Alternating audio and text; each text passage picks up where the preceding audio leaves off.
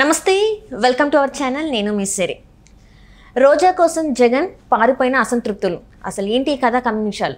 So ఈ అంశాన్ని మనకి ఇంకా క్లుప్తంగా వివరించడానికి మనతో పాటు ఉన్నారు ప్రముఖ సీనియర్ జర్నలిస్ట్ దుర్గా కుమార్ గారు. నమస్కారం సార్. నమస్కారం మా సిరి, మన వీక్షకులు కూడా నమస్కారం సార్. వైసీపీలో ఒక ఫైర్ బ్రాండ్ ఫిమేల్లో అంటే రోజా గారి పేరు మనకి బాగా వినిపిస్తుంది. సో అలాంటి రోజా గారి కోసం జగన్మోహన్ రెడ్డి గారు అసంతృప్తులందరినీ పక్కన పెట్టేసి రోజా గారికి టికెట్ ఖరారు చేశారని చెప్పేసి మనకి వార్తలు వస్తున్నాయి. సో దీన్ని అసలు ఎలా చూడాలి సార్? ఇప్పుడు మీరు అడిగిన ప్రశ్న చాలా వాస్తవం సిరి గారు. చాలా నియోజకవర్గాల్లో ఇదే పరిస్థితి వచ్చింది. కొంతమంది వాళ్ళ పనితీరు పట్ల, ఎమ్మెల్యేల పనితీరు పట్ల సొంత వైఎస్ఆర్సీపీ కార్యకర్తలే అసంతృప్తితో ఉన్నారు. వాళ్ళ ఉద్దేశం ఏంటంటే వీళ్ళు అవినీతికి పాల్పడ్డారు, బాగా డబ్బులు సంపాదించారు. ఈ విషయంలో కూడా ఉంది అదే ఆరోపణ. బాగా డబ్బులు సంపాదించారు, గనుల ఓనర్ల దగ్గర, ఇసుక క్వారీల నుంచి ఎక్కడ వీలైతే అక్కడ డబ్బులు బాగా ఇచ్చేసుకున్నారు. వీళ్ళకి జనం వ్యతిరేకత అయ్యారు. వీళ్ళకి సీట్లు ఇస్తే మన పార్టీ గెలవటం కష్టం, మేము కూడా ప్రజల్లోకి వెళ్ళి పనిచేయటం కూడా కష్టం. ఎందుకంటే రేపు వాళ్ళు మమ్మల్ని ప్రశ్నిస్తారు, మీ ఎమ్మెల్యే ఇంత అవినీతి చేసింది, ఇంత అసలు ఏ పని చేయలేదు, ఇక్కడ ఎలా ఓటేయమంటారు అంటారు. కాబట్టి మీరు అభ్యర్థిని మారిస్తే మంచిది అని గత కొంతకాలంగా నగరీ నియోజకవర్గం నుంచి అసంతృప్తివాదులు ముఖ్యమంత్రి గారి దగ్గరికి, ముఖ్యమంత్రి సలహాదారుల దగ్గరికి కూడా వెళ్ళి పదే పదే ఫిర్యాదులు చేస్తాం అనేది మనం ప్రెస్లో చూస్తూనే ఉన్నాం, వార్తల్లో. అయితే దీని అంతటికీ కారణం ఆయన పెద్దిరెడ్డి రామచంద్రారెడ్డి, పొంగనూరు ఎమ్మెల్యే ఉన్నారు కదా, ఆయన జిల్లాకి పెద్ద నాయకుడు, ఉమ్మడి చిత్తూరు జిల్లాకి కూడా చాలా సీనియర్, చాలా ధనవంతుడు, చాలా గనులు ఉన్నాయి ఆయనకి, సివిల్ ఇంజనీరింగ్ కాంట్రాక్టులు, చాలా రకాల ఆదాయ మార్గాలు ఉన్నాయి ఆయనకి. తర్వాత విద్యుత్ కేంద్రాలు అలాంటివి ఏవో ఉన్నాయి, పెద్ద పెద్ద వ్యాపారాలు. ఇవాళ దాదాపు ఆయన ఒక 1000 కోట్లు ఇంకా పైనే ఉండొచ్చు అంటున్నారు ఆయన ఆస్తిపాస్తు. వాళ్ళ ఎమ్మెల్యే, వాళ్ళ కార్యకర్తలే అంటున్నారు, ఒకప్పుడు మోటార్ సైకిల్కి కూడా దిక్కులేని పెద్దిరెడ్డి రామచంద్రారెడ్డి ఇవాళ 1000 కోట్లకి ఎట్లా పడగలెత్తాడు అని. అంటే ఎత్తాడు. అంతకుముందు కూడా కొంతకాలం కాంగ్రెస్లో కూడా ఆయన ఎమ్మెల్యేగా ఉన్నాడు. ఆయన మీద అటవీ భూములు ఆక్రమించుకున్నారనే ఆరోపణలు కూడా ఉన్నాయి. వాటి మీద ఏ ప్రభుత్వాలు పెద్దగా దృష్టి పెట్టింది లేదు, ప్రూవ్ చేసింది లేదు. ఆ రకంగా ఆయన సంపాదించుకున్నాడు. సరే, ఆయన శక్తి మేరకే ఆయన పెరిగాడు. ఈమె రోజా గారికి కూడా ఆయన మీదే అనుమానం. నా నియోజకవర్గంలో అసంతృప్తిని పెంచి పోషిస్తున్నది రామచంద్రారెడ్డి అని, పెద్దిరెడ్డి రామచంద్రారెడ్డి. ఎందుకంటే ఆయన చాలా పెద్ద నాయకుడు కాబట్టి ఇప్పుడు రోజా లాంటి పాపులర్ లీడర్ అక్కడ ఆ జిల్లాలో ఉండటం కూడా ఆయనకి ఇష్టం లేదేమో. మరి వీళ్ళిద్దరి మధ్య ఏం విభేదాలు ఉన్నాయో మనకు తెలియదు. లేకపోతే ఏదైనా వ్యాపార పరంగా లేకపోతే వసూళ్ళ పరంగా ఉంటే కూడా ఉండొచ్చు. అయితే విశేషం ఏంటంటే చాలామందిని ఒక నగరీ నియోజకవర్గంలో వివిధ పదవుల్లో ఉన్న ఎక్స్-జెడ్పీటీసీఎల్ని, ఎంపీటీసీఎల్ని, ప్రస్తుత ఎంపీపీలని, ఎంపీటీసీఎల్ని, తర్వాత ఏదైనా దేవస్థానం అధ్యక్షుల్ని, వివిధ పదవుల్లో ఉన్న వాళ్ళని పిలిపించారు, ముఖ్యుల్ని పిలిపించి పొద్దున్నే వచ్చి అక్కడ కలవమన్నారు అమరావతికి. వాళ్ళు ఏదో పని మీద అనుకుని వచ్చారు. వచ్చిన తర్వాత మరి ముఖ్యమంత్రి గారిని కలవాలో లేకపోతే ఎవరన్నా సలహాదారుని కలవాలో తెలీదు. ఇప్పుడు కాదు, మళ్ళీ మధ్యాహ్నం రండి అంటే వాళ్ళు గెస్ట్ హౌస్లకి వెళ్ళిపోయారు. వీళ్ళకి గెస్ట్ హౌస్లు అన్నీ అరేంజ్ చేస్తారు, పార్టీ పనుల మీద పిలిచారు కాబట్టి. పిలిస్తే వాళ్ళు మళ్ళీ గెస్ట్ హౌస్కి వెళ్ళిన తర్వాత మన ఎందుకు పిలిచారు అనేది వాళ్ళు చర్చించుకున్నారు.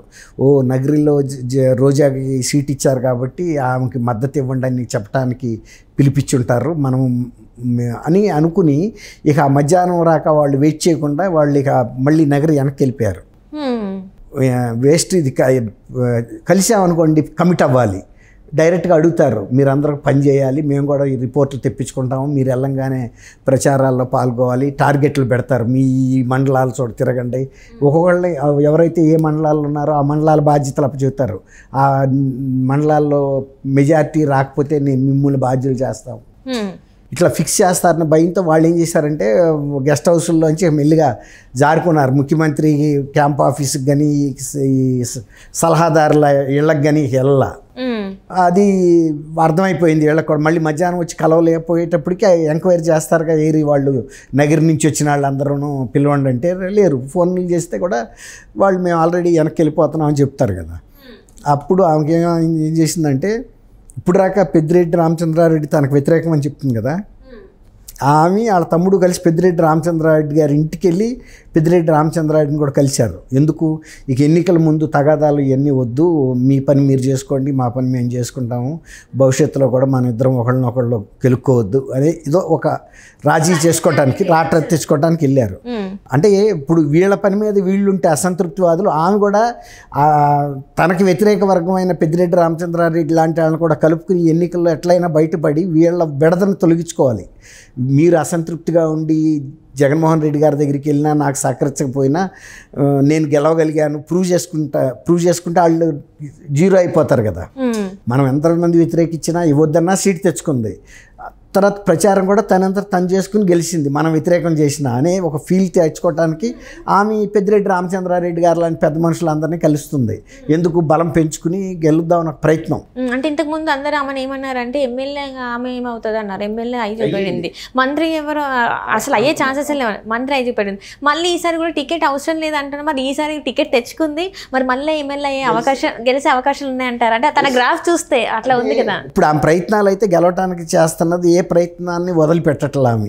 ఒకవేళ అసంతృప్తివాదులు కార్యకర్తల్లో ఉంటే పెద్దిరెడ్డి రామచంద్రారెడ్డి లాంటి పెద్ద నాయకుల్ని ఇంకా కొంతమందిని కూడగట్టుకుని ఎట్టగొట్ట ఎన్నికల్లో బయటపడితే తన శక్తి అర్థమవుతుంది. ఇక రెండు మళ్ళీ పై వచ్చే ఎలక్షన్ నాటికి ఎవడుంటాడో ఎవడుండడో, అసలు ఈ పార్టీ ఏముంటుందో ఉండదో కూడా తెలియదు. ఇవన్నీ కూడా ఇప్పటికీ ఆమె అనేక పార్టీలు మారతా ఇక్కడ దాకా వచ్చింది.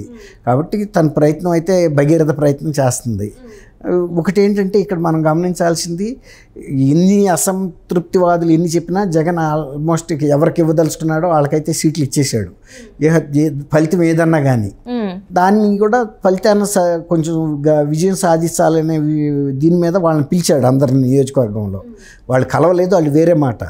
కలవకపోయినా పార్టీ తరఫున రాయబారాలు నడిపి ప్రయత్నం చేస్తారు విజయానికి. అంటే ఇప్పుడు నగరిలో సార్, నగరిలో ఆమెకి చాలా వ్యతిరేకత ఉంది రోజా గారికి అని చెప్పేసి మనము చాలా చోట్ల న్యూస్లలో కూడా చూసాము. కొంతమంది నాయకులు ఆమెతో చేయి కలపడానికి కూడా ఇష్టపడని టైంలో, ఇలాంటి టైంలో ఇంత వ్యతిరేకత ఉన్న టైంలో మరి ఎలా తను గెలిచే అవకాశం ఉంది? అసలు జగన్మోహన్ రెడ్డి గారి మీదే తీవ్ర వ్యతిరేకత ఉన్నప్పుడు ఇక అభ్యర్థుల మీద ఉంటే వ్యతిరేకత ఎంత అంటారు? ఇప్పుడు స్టేట్ వైడ్గా వ్యతిరేకత వచ్చేసింది ఆయన పరిపాలన మీద. ఇప్పుడు అందులో ఈమె పాత్ర ఏం లేదు ఆ విధాన నిర్ణయాల్లో.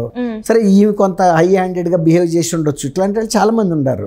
కాబట్టి మునిగే పడవలో ఇప్పుడు టైటానిక్ మునిగింది, అందులో ఉండే జనం మునిగారు. ఇది కూడా ఒక టైటానిక్ ఓడ లాంటిది పార్టీ. అది మునిగినప్పుడు వాటితో పాటు సభ్యులు కూడా మునుగుతారు. అంతే, మునిగే వాళ్ళు మునిగిపోతారు అంతే. ఇదొక టైటానిక్, వైఎస్ఆర్ టైటానిక్. అంటే ఇక్కడ చూస్తుంటే సార్ చాలా మందికి చాలా చలనాలు చేసినప్పుడు మరి ఇక్కడ ఎందుకు రోజా గారికి ఇంత సపోర్ట్ చేస్తున్నారు జగన్మోహన్ రెడ్డి గారు? చాలా మందికి ఇప్పుడు గ్రాఫ్ బాగాలేదు అని చెప్పేసి చాలా మంది ఎమ్మెల్యేలు ఇచ్చిన తర్వాత మోయికి తప్పదు కదమ్మా. ఇప్పుడు ఇవ్వకుండానే ఉండాలి, ఇచ్చిన తర్వాత గెలిపించుకోవాల్సిన బాధ్యత జగన్మోహన్ రెడ్డి గారు. ఎక్కువ మంది సభ్యులు గెలిస్తేనే కదా ఆయన చీఫ్ మినిస్టర్ అవుతాడు. ఇప్పుడు జగన్ ఇవ్వకుండా ఉంటే అది వేరే మాట, ఇచ్చాడు కాబట్టి గెలిపించుకునే బాధ్యత, గెలిచే బాధ్యత ఆమెకి ఎంత ఉందో రోజా గారికి, గెలిపించుకునే బాధ్యత జగన్మోహన్ రెడ్డి గారికి ఇంకా ఎక్కువ ఉంది. గెలవకపోతే రోజా ఎమ్మెల్యే అవ్వలేదు అంతే, దాని వలన ఆమెకు నష్టం లేదు. ఇట్లా చాలా సార్లు ఎమ్మెల్యేస్ డిఫీట్ అయితే జగన్మోహన్ రెడ్డి గారు ఎట్లా చీఫ్ మినిస్టర్ అవుతాడు? కాబట్టి ఇప్పుడు బాధ్యత ఎక్కువ జగన్మోహన్ రెడ్డి గారి మీద ఉంది. అందుకే ఈ రాజీ ప్రయత్నాలు చేస్తున్నాడు వాళ్ళని వీళ్ళని పిలిపించి. Thank you so much sir.